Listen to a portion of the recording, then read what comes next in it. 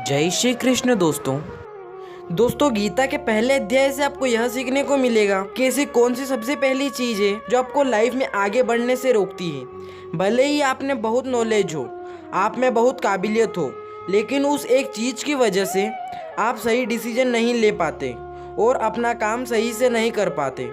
इसके साथ साथ सपने से हकीकत में इंसान कैसे बदल जाता है वह भी हम इस वीडियो में जानेंगे।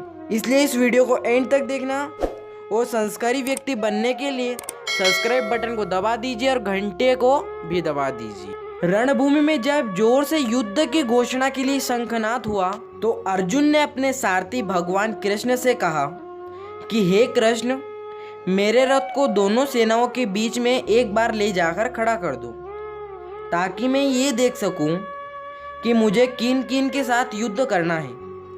ऐसा सुनकर भगवान कृष्ण ने अर्जुन के रथ को कौरवों की सेना के सामने ले जाकर खड़ा कर दिया, जहां पर कौरवों की सेना में अर्जुन के दादा भीष्म पितामह और गुरु द्रोणाचार्य खड़े थे।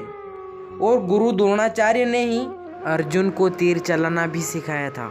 अर्जुन ने युद्ध के मैदान में जिधर भी देखा वहां दोनों तरफ ही सिर्फ परिवार वाले ही नजर आ रहे थे। ये देखकर अर्जुन बहुत ही दुखी हो गए और कृष्ण से बोले, यह तो हर कोई मेरा सगा संबंधी ही है, मैं अपने ही लोगों को युद्ध में नहीं मार सकता। मुझे इस राज्य के लिए तो क्या, अगर कोई तीनों लोग भी दे तो भी मैं ऐसा युद्ध नहीं करूँगा जिसमें मुझे अपने वालों को ही मारना पड़े। इस तरह अर्जुन पूरी तरह दुखी होकर और खुद को कोसते हुए अपने धनुष को छोड़कर रथ में वापस जाकर बैठ गए। दोस्तों अब हम आते हैं इस अध्याय के पहले मेन पॉइंट पर।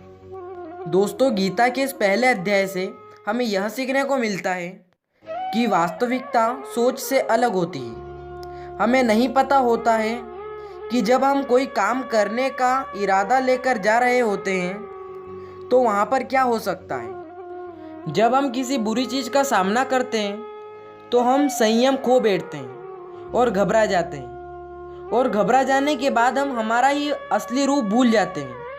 भले ही अर्जुन युद्ध कला में मास्टर थे और भले ही वो युद्ध करने के लिए मैदान में धनुष उठाकर चले आए, लेकिन युद्ध सिर्फ हथियारों के चलाए जाने से नहीं होता, उसके लिए इरादे भी चाहिए होते हैं, इमोशनल स्टेबिलिटी चाहिए होती है। मैदान में आकर अर्जुन को अपनी ड्यूटी से ज़्यादा फैमिली और गुरुओं से मोह हो गया और उससे फिर वो दुखी हो गया। वो युद्ध करने का डिसीजन नहीं ले पाया। इससे भी हमें यह सीखने को मिलता है कि ज़िंदगी में हमें हमारा कर्म करने से सबसे पहले रोकने वाला कोई होता है तो वो है हमारा मोह, यानी कि अटैचमेंट। आप सुबह जल्दी उठ सकते हो लेकिन आपको नींद और आलस का मोह होता है। अर्जुन एक क्षत्रिय थे और युद्ध करना ही उसका काम था और वो युद्ध करने में बहुत अच्छी तरह से ट्रेंड भी थे, लेकिन वो अटैचमेंट में आकर अपना कर्म भूल गए।